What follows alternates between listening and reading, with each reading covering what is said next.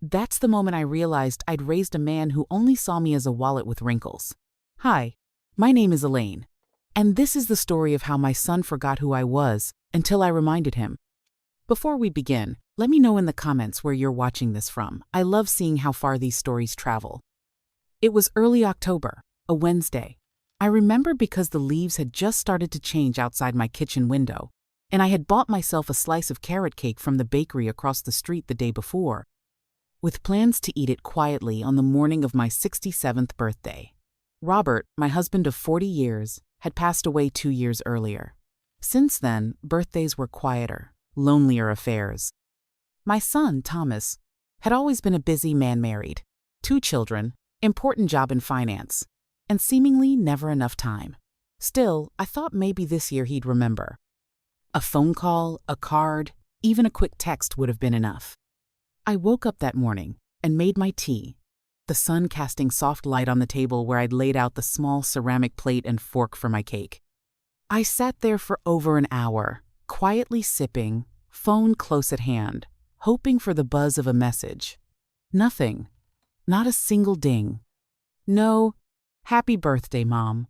No flowers, no call, not even a meme on Facebook. Just silence. At noon, I opened the cake and lit a single candle. I closed my eyes and made the same wish I had for the last 2 years, to feel remembered. I ate the cake slowly, not because I was enjoying it, though the bakery's cream cheese frosting was always delightful, but because I didn't know what else to do. I didn't want to cry. Not again. Not over this. I'd done my crying after Robert passed. I was done with tears. At around 3 p.m., my phone finally buzzed. For a brief, foolish second, my heart lifted. I picked it up, and there it was. A message from Thomas. "Hey, Mom. Hope you're doing well. Quick question, any chance you could help us out this month? Emily's car needs some repairs, and it's been a rough quarter. No happy birthday. No mention of what day it was. Just a request. Just money." I stared at the message for a full minute, blinking back a strange mix of emotions. Anger, sadness, disbelief. It felt like my love had been reduced to a line item on his family's budget. I didn't reply right away. I set the phone down gently, almost reverently, and stood up. I walked over to the living room and stared at the family portrait above the fireplace. Taken 10 years ago at our anniversary. Robert looked strong back then. Thomas stood next to him, smiling that same smile he used when he was asking for something, even as a teenager. I used to think it was charming. Now, it just made my stomach churn. That evening, I received a message from my daughter-in-law, Emily. "Hope you're okay. Just checking in," Tom said he texted you. "The mechanic says it'll be around 200-300. Let us know, okay?" I read the message twice. Still no birthday wish. Just numbers. Figures. Like I was a bank manager reviewing loan requests, not a mother who had once stayed up all night nursing Thomas through the flu, who had worked overtime shifts so he could go to college without debt. I didn't reply to either message. I turned my phone off and placed it in the drawer.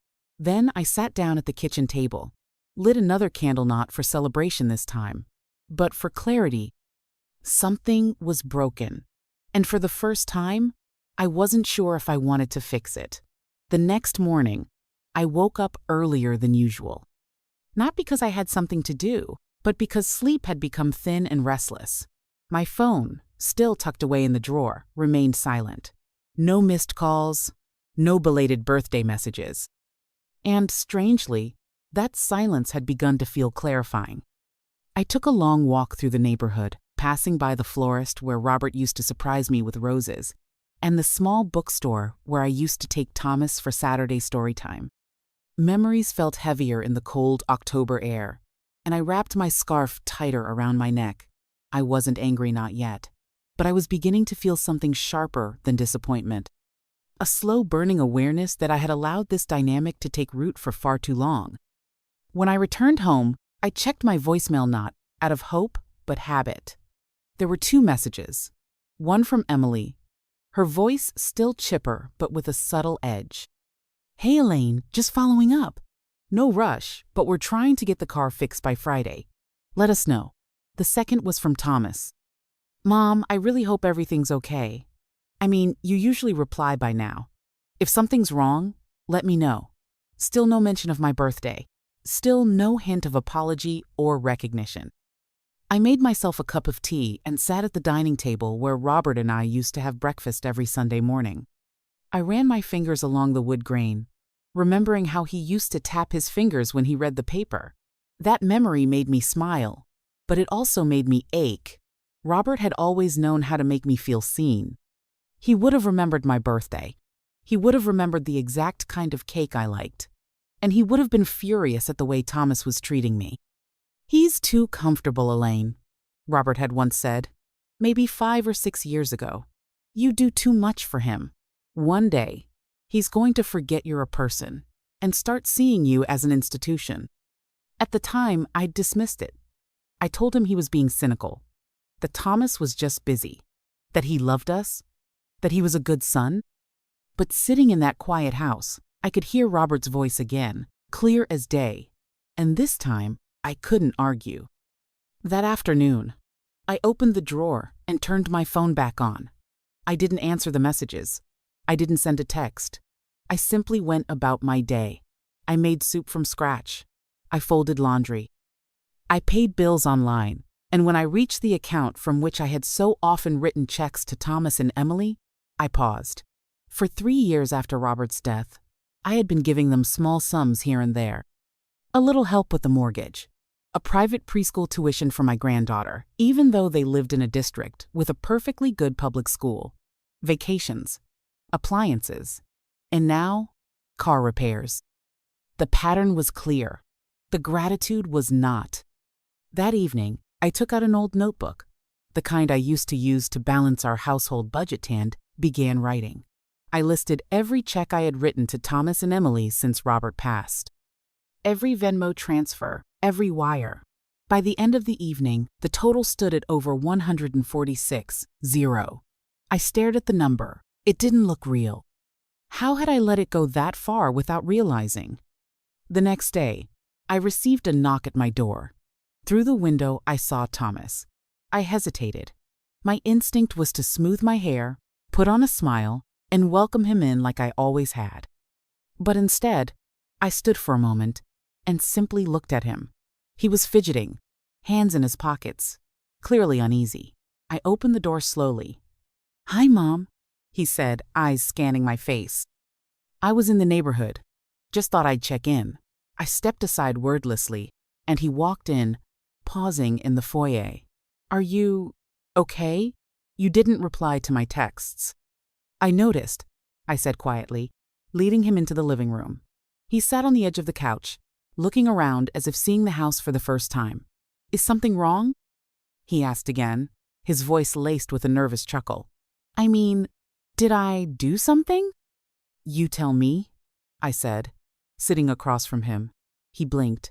"I don't understand." 2 days ago, I said slowly, was my birthday. His eyes widened. He opened his mouth, then closed it, then opened it again. "Oh God, Mom, Toom's so sorry. I completely forgot. Work's been insane, and the kids." I held up my hand. "It's fine, Thomas. I'm not looking for an apology. I just want to understand something. How is it that you forgot your own mother's birthday, but remembered to ask her for money?" The question hung in the air like smoke. He swallowed. "I didn't mean for it to come across that way. We're just in a tight spot right now." "You always are," I replied. "And somehow, my bank account is always part of the solution." He looked down. "I didn't think it was like that." "No, you didn't," I said, standing. "That's exactly the problem." Thomas didn't say anything for a long moment. He just sat there on my couch, looking like a man who had finally heard something he didn't want to believe. I watched him carefully, waiting to see if he would acknowledge the truth of what I'd said, or if he would slip into the familiar performance guilt, justification, then request. "I didn't forget your birthday on purpose," he finally mumbled. "It's just been a lot lately. Emily's been overwhelmed, and the kids have school stuff, and..." He trailed off, shrugging weakly. Life gets away from you. I nodded slowly, not out of agreement, but to give him space to keep talking. And about the money? He added quickly, as if trying to redirect the conversation. I wouldn't have asked if it wasn't important. We're not taking advantage, Mom. I walked over to the window and looked out at the front yard, at the small oak tree Robert and I planted when we bought this house. It was taller now, weathered but strong. When you were little, I said quietly, you made me a birthday card out of construction paper and glue. You misspelled birthday, but it was the most beautiful thing I'd ever seen. He laughed awkwardly behind me. Yeah, I was always terrible at spelling. I turned back to him. Do you know how that card made me feel? He shook his head. Like I mattered. Like I wasn't invisible. Like I wasn't just the one who made the lunches and paid the bills and cleaned the stains out of your shirts. I felt seen. Mom, he said, standing, you're not invisible. Aren't I? I asked. I spent my birthday alone. Again. No call, no visit, not even a text. But you remembered to ask for money. And you didn't even realize what day it was. I made a mistake, he said, his voice rising. Okay? I forgot. People forget things sometimes. No, Thomas, I replied, my voice firm. You didn't just forget. You prioritized what mattered to you. And it wasn't me. He dropped back onto the couch with a sigh, running his hands through his hair. I don't know what you want me to say. I don't want you to say anything, I said. I want you to understand that something has shifted. I've let things go on like this for too long, and I can't keep doing it. Doing what? He asked, confused. Carrying this family's financial weight like it's my job. Sacrificing my peace, my retirement, and my dignity so you can maintain your lifestyle. So your children can have new toys, and your wife can drive a nicer car. I have loved you fiercely, Thomas. But love is not a blank check. He looked genuinely stunned. Are you saying you're not going to help us? I met his gaze. I'm saying I'm done being treated like an afterthought. You forgot my birthday. But you remembered the car repair bill down to the cent. That says everything I need to know. The silence between us was thick, but no longer painful. It felt like clarity. Thomas finally stood up. I didn't come here to fight. Neither did I said softly. I came to reclaim something I lost myself. He shook his head and walked toward the door, hesitating for just a second before stepping outside. Tell the kids I said hello. I called after him, and he paused, turned slightly, and gave me a tight nod. Sure, Mom. And then he was gone. I stood there for a long time after the door closed, unsure whether I felt proud or devastated. Maybe both. Maybe that's what setting boundaries feels like pulling out a splinter that's been buried under the skin for years. It stings, but it also brings relief. That evening, I made a small dinner, poured myself a glass of wine, and reread the notebook of financial entries. On impulse, I added a column next to each item. Occasion. Most of them were blank. No birthdays. No holidays. No anniversaries. Just requests. Repairs. Emergencies. Always urgent. Never thoughtful. I closed the notebook and stared at it for a long time, then got up and placed it on the top shelf of the closet, where I wouldn't see it but wouldn't forget it either. The following morning, I received a text from Emily. Hey, Tom said he stopped by. Just wanted to check in. Everything okay? No mention of my birthday. No belated card. I ignored it. Later that day, I walked over to the community center and picked up a schedule of classes. Robert had always encouraged me to try things just for myself, not tied to motherhood or marriage. You're a whole person, Elaine, he used to say. Don't ever forget that. I had forgotten, but I was remembering now. There was a watercolor class starting the following week. I signed up on the spot. A week had passed since Thomas showed up at my door, and something inside me had begun to shift subtly at first, but growing with each day of silence. I wasn't angry anymore. I was alert.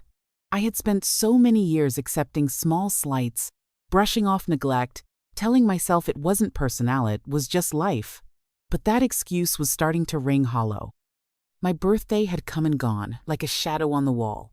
And now, as I looked around my quiet house, I saw more than just forgotten decorations or unlit candles. I saw all the times I had allowed myself to be invisible. On Monday, I went to my first watercolor class. I almost talked myself out of it twice on the way there, telling myself it was silly that I was too old to start something new, that it wouldn't matter anyway.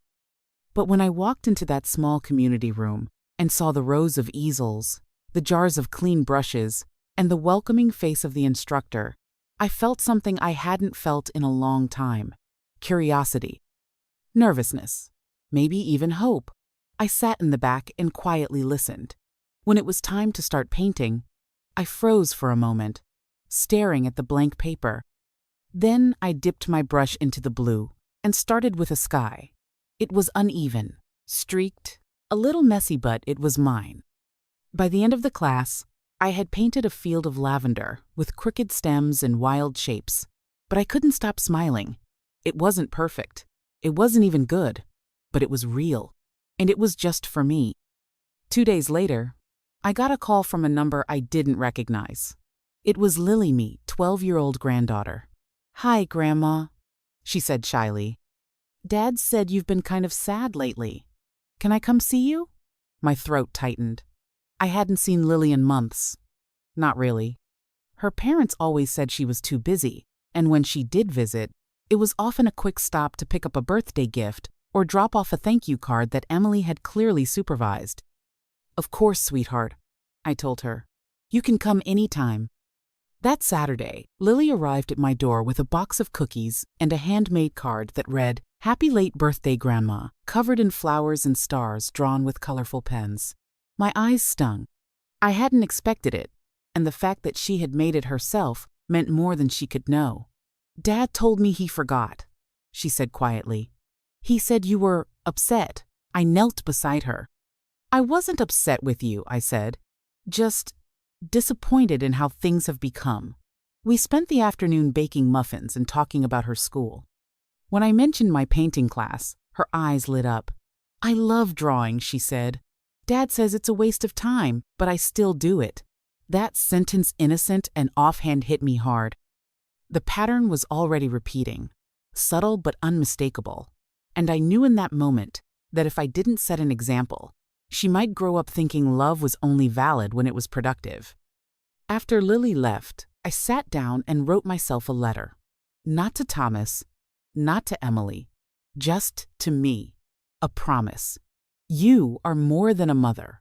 You are a woman. With your own dreams, your own time, your own value. It's not selfish to want respect. It's human.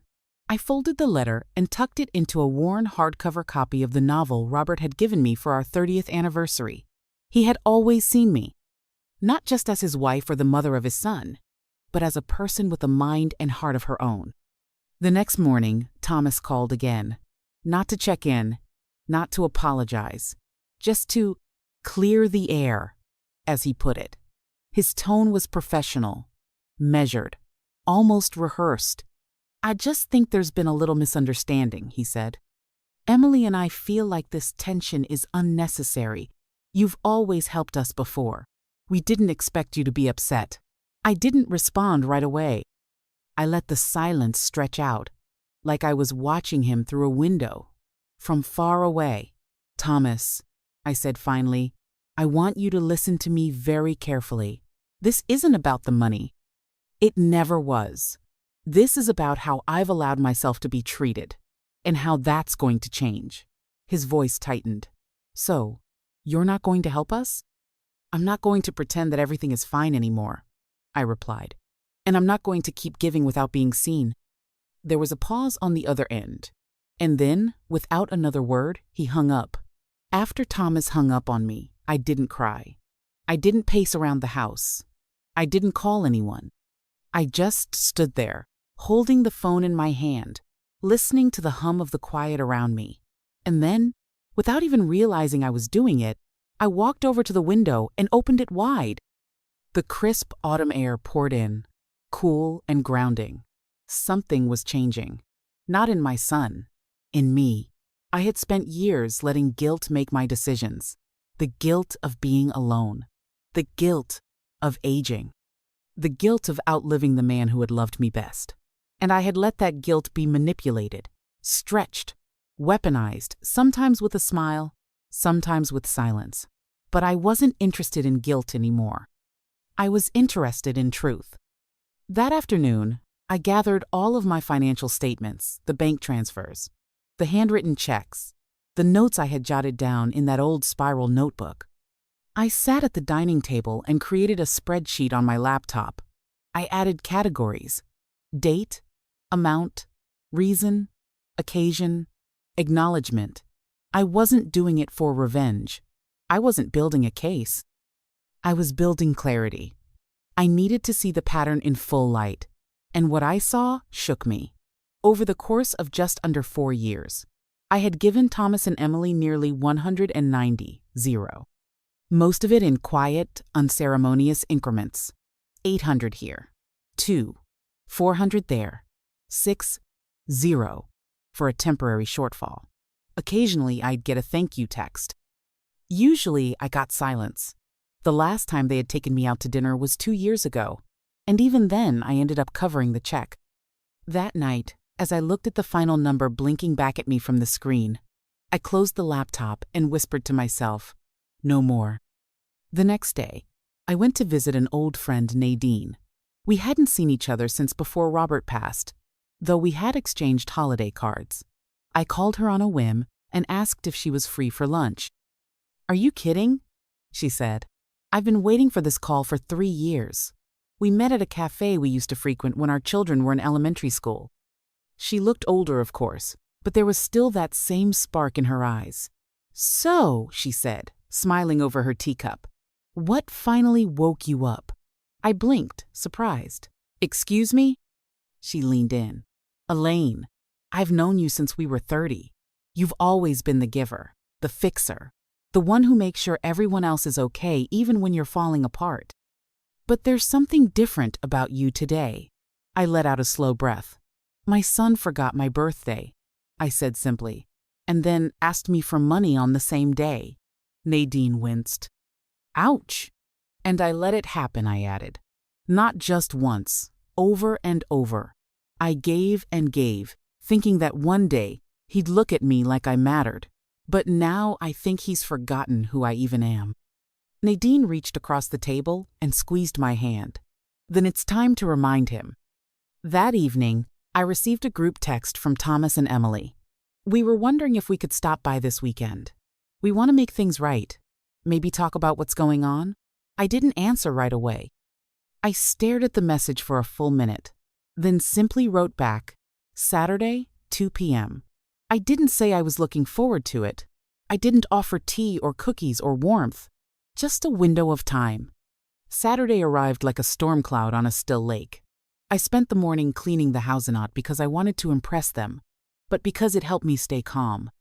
When the doorbell rang at exactly 1:59, I was ready. I opened the door to find Thomas and Emily standing side by side. Emily was holding a bouquet of supermarket flowers. Thomas had his usual tight, performative smile. "Hi, Mom," he said. "We're glad you agreed to see us." I stepped aside. "Come in." We sat in the living room. I didn't offer coffee. I didn't fuss. I simply waited. It was Emily who spoke first. "We just want to apologize if we've made you feel unappreciated. That wasn't our intention." I nodded. "And we understand if now isn't the right time to ask for help," Thomas added, clearly forcing the words through clenched teeth.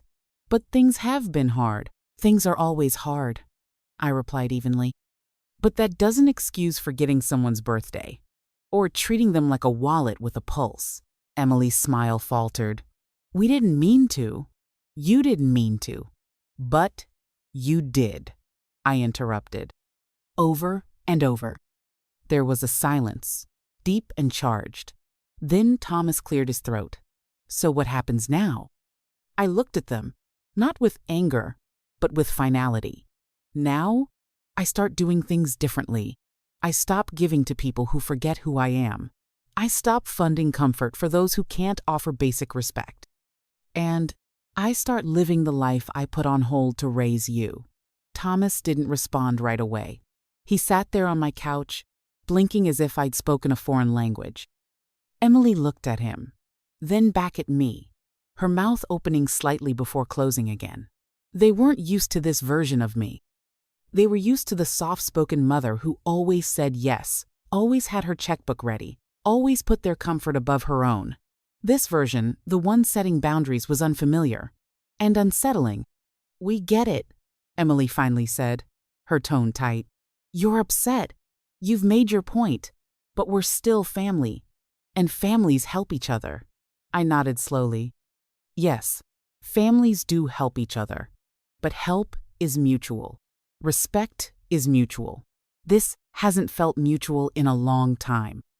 Thomas leaned forward. "So you're cutting us off? That's it?" "I'm not cutting anyone off," I replied calmly. "I'm simply closing a chapter I should have ended years ago. The chapter where I give, and you forget my birthday and show up only when you need something." He threw up his hands. "So now you're punishing us? Because we didn't buy you a cake?" His voice had turned sharp, sarcastic. "No," I said, meeting his eyes. "I'm holding you accountable because for years, you've treated me like an obligationer. Worse, a bank. Not once in the last 4 years have you asked what I need, what I feel. And now, when I finally stop saying yes, you call it punishment?" Emily's jaw tightened. "You don't understand what it's like. Raising 2 kids in this economy, juggling careers, mortgages, car payments. We're stretched thin. And I have stretched myself for you," I said. "Financially, emotionally, quietly, without ever demanding anything in return. But love without respect is not love. And help without gratitude becomes exploitation." Thomas stood up. "So that's it? You're just going to rewrite the rules?" "Yes," I answered without hesitation. "Starting now." They left shortly after. No hugs, no warmth, just a stony silence and a door that closed more firmly than it ever had before. As I stood in the quiet of my home, I didn't feel broken. I didn't feel cold. I felt awake. For the first time in years, I felt the weight of all the invisible things I had carried, slowly slipping off my shoulders. Later that evening, I received a call from Lily.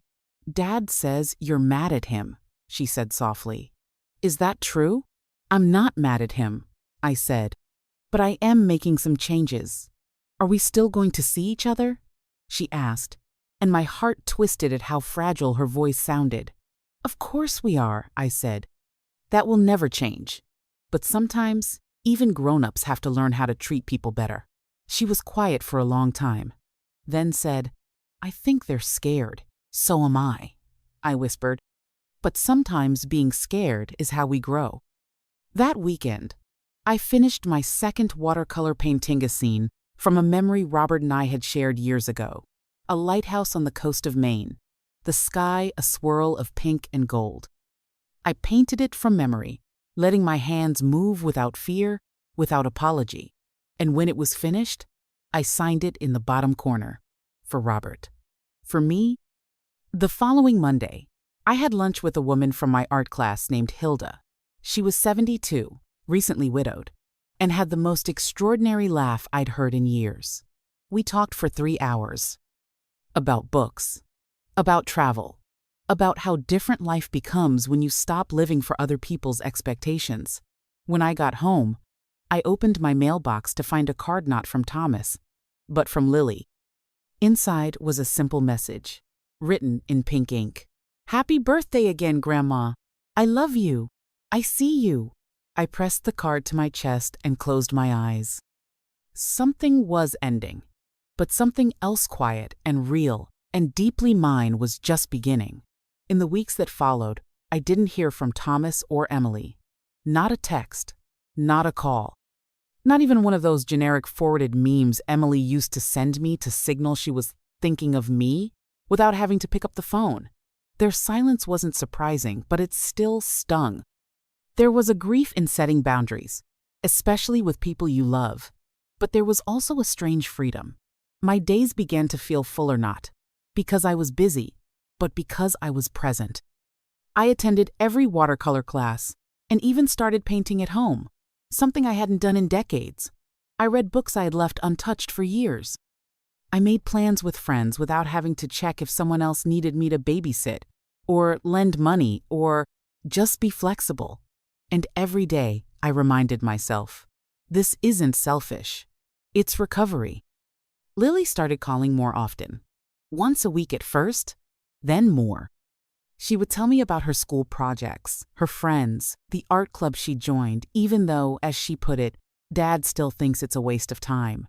One afternoon she asked me, "Do you think it's okay to like something just because it makes you happy?"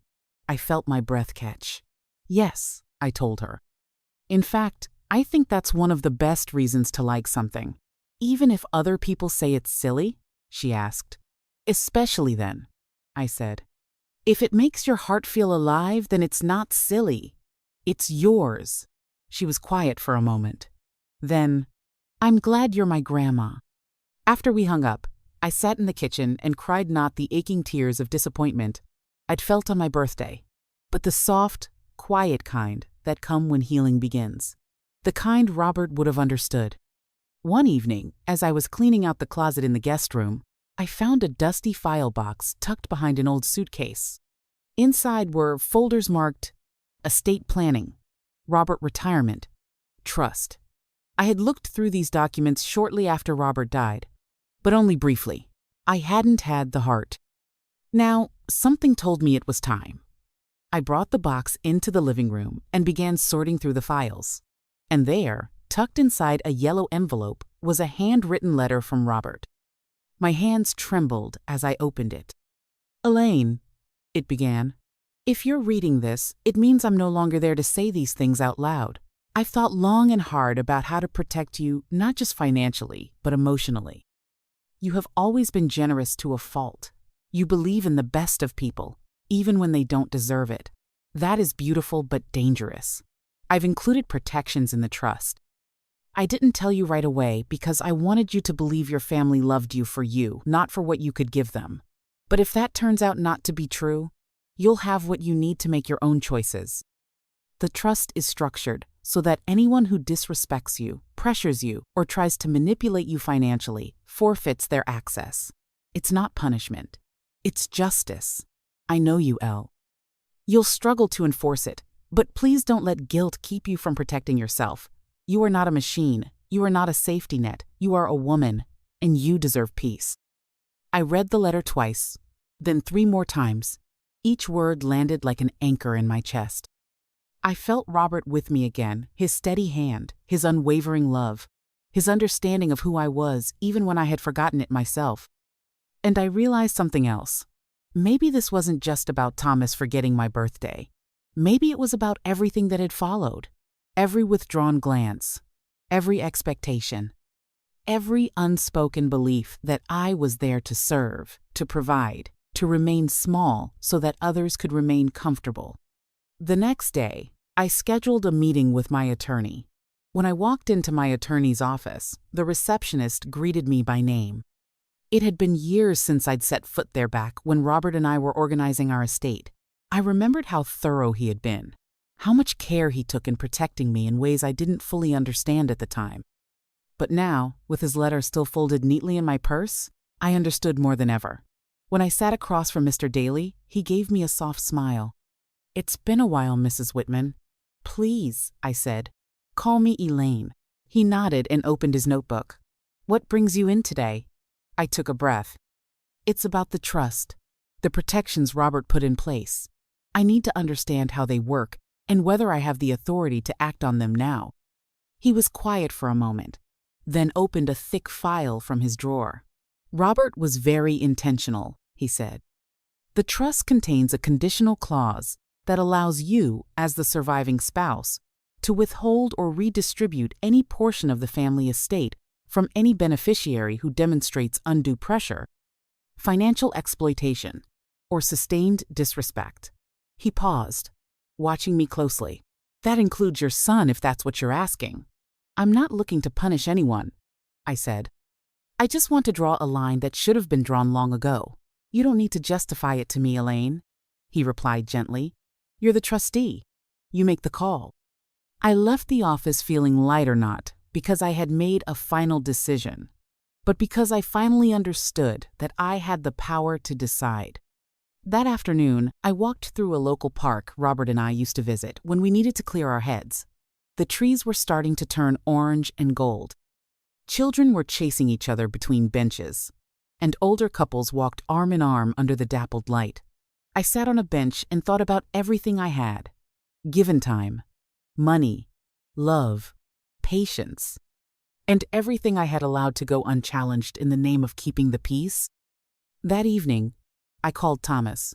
He didn't answer, but I left a message. Hi, it's me. I just wanted you to know that I met with my attorney today. There are some changes coming. I'm not doing this to hurt you. I'm doing it to protect what's left of my self-respect. And if that's something you're willing to discuss with honesty, I'm open. But I'm no longer available for silence, guilt, or entitlement. I hope someday you'll understand. 3 days passed with no response. Then, on Friday morning, I received a letter in the mail. No return address. Inside was a single sheet of paper, handwritten in my son's stiff, formal handwriting. It read, I've talked to Emily. We both feel that if this is how you're going to treat your family, then maybe it's better we take a step back. It's clear you've been holding a lot against us, and honestly, it's hurtful to find out this way. We love you, but we don't feel appreciated either. Please don't contact us for now. I read the letter 3 times. Not once did it mention my birthday. Not once did it mention Lily. Not once did it apologize. Just deflection. Just distance. I placed the letter on the kitchen table and sat in silence for a long while. Then I picked it up and walked to the fire pit in the backyard. I lit the edges with a match and watched it curl, blacken, and disappear into smoke. 2 hours later, Lily called. Dad says, we're not supposed to talk to you for a while, she said softly. Is that true? My voice caught, but I steadied it. It's true that your parents are upset. But I want you to know something, Lily. None of this is your fault. And I will always be here for you no matter what happens. I want to see you, she whispered. Soon, I said. We'll figure something out. When we hung up, I felt the full ache of what this boundary was costing me. But I also felt something else resolve that went deeper than anger or sadness. I had spent decades choosing peace at the expense of myself. I wasn't doing that anymore. Even if it meant letting go of people I once believed would never leave me behind. Autumn turned into winter. The trees outside my window grew bare, and the morning air carried the sharpness of change. It had been nearly a month since I'd heard from Thomas or Emily. Not a call, not a visit, not even a card on Thanksgiving. I cooked a small meal for myself: turkey breast, roasted carrots, and a slice of pumpkin pie from the grocery store. I set one place at the table, lit a candle, and gave thanks not for what I had lost, but for what I had finally begun to reclaim. My voice, my peace, my dignity. Lily sent me a message the next morning. Happy late Thanksgiving, Grandma. I saved you a slice of pie. Chocolate, your favorite. I smiled at my phone. That tiny message, those 8 words, meant more to me than all the money I had ever given away. Because it wasn't about obligation. It was about love, real love, the kind that remembers. The following week, I received a call from Mr. Daly. Elaine, he said, just wanted to follow up. Any decision on the changes you mentioned last time? I paused. Then, with a calm that surprised even me, I replied, yes. I want to move forward with a formal adjustment to the trust. Understood, he said. And how would you like the assets restructured? I didn't hesitate. Thomas and Emily are to be removed as beneficiaries. I'd like to create an educational and creative development fund in Lily's name, something she can access when she's ready. And if anything happens to her, the remaining assets should go to programs that support young girls in the arts. He was quiet for a long time. That's a bold move, he finally said. Robert would have been proud. I smiled, though my eyes were wet. I think so too. That evening, I pulled out my painting supplies and started a new canvas. It was a forest path in winter quiet, soft but full of movement beneath the stillness, like something alive was waiting just ahead. I painted late into the night, stopping only when my hand began to ache. But even that pain felt honest, earned. A few days later, I was sitting on my front porch, wrapped in a heavy knit sweater, when Lily appeared at the end of the walkway. I hadn't known she was coming. She was holding a sketchbook under one arm and a scarf that trailed behind her in the wind. "Dad thinks I'm at art club," she said, a little breathless. "Are you mad?"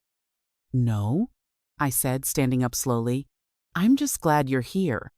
We sat on the porch together, sipping hot cocoa and sketching the bare branches overhead. She told me about school, about a teacher who encouraged her to enter a youth art contest, about how she'd started writing stories to go with her drawings. "I want to make books one day," she said, eyes shining. "Ones that kids like me can read and feel seen." I looked at her and saw a flash of myself before the years, before the caretaking, before the quiet sacrifices I had let stretch into decades. I reached over and touched her hand. "You're going to do exactly that, Lily, and more." Later, when she left, I stood at the window watching her walk down the street, her scarf fluttering behind her like a banner. I thought of all the things I had once hoped for my family connection. Respect, love, and I realized that maybe those hopes hadn't been in vain. Maybe they had just been misplaced. Because love didn't always come back to you through the people you gave it to. Sometimes it arrived later, quieter, through someone new who still believed in the shape of your heart. Christmas came and went without a single word from Thomas or Emily. I didn't expect a call. I didn't wait by the phone. Instead, I spent the morning baking cranberry scones and listening to Nat King Cole, just like Robert and I used to do. I placed a candle next to his photo on the mantel, lit it, and whispered, "You were right. I just wish you could see it." That afternoon, I took a walk through the neighborhood. The houses were covered in twinkling lights, front lawns dotted with inflatable snowmen and reindeer. I passed a young couple walking hand in hand, their toddler toddling a few steps ahead, giggling in a puffy red coat. They didn't notice me, but I smiled anyway. There was something beautiful about witnessing joy, even if it wasn't your own. Back home, I found a package on my doorstep. No return address. Inside was a framed drawing of watercolor of a grandmother and a girl sitting on a porch, wrapped in blankets sketching the stars. The style was familiar. On the back, in careful handwriting, were the words, "To the woman who reminded me I'm allowed to dream. Merry Christmas. Love. Lily." I held the frame against my chest and closed my eyes. The ache I'd been carrying for months softened not, gone, but gentler now, like an old scar that no longer throbbed with the weather. In the new year, I finalized the changes to the trust. Lily's fund was officially established, a future carved out for her not by guilt or inheritance, but by belief. I started teaching a small watercolor class at the community center on Tuesdays. Nothing fancy, just a few curious beginners with tired eyes and open hearts. Sometimes I shared stories. Sometimes I just let the silence stretch as we painted. It felt like enough. I still get occasional updates about Thomas and Emily from neighbors, from social media, from Lily when she's allowed to call. They're doing fine, I suppose. A part of me still hopes they find peace, but I no longer believe I have to be the one to deliver it. That's no longer my job. My job now is to live, to rest, to create, to love where it's received, not just where it's expected. People always say that you reap what you sow. I used to think that meant punishment, justice, karma. But now I believe it's something quieter. When you sow love, you don't always get it back from the same soil. Sometimes, it comes up somewhere new in a granddaughter's voice, in a late blooming talent, in your own heart rediscovering itself. If you're still listening to my story, thank you. Truly, it means the world to know that someone out there understands. Let me know in the comments what you thought of my story, and if you haven't already, please like and subscribe. It helps more than you know. And if today happens to be your birthday, I hope someone remembers. But if not, just know I do. Happy birthday.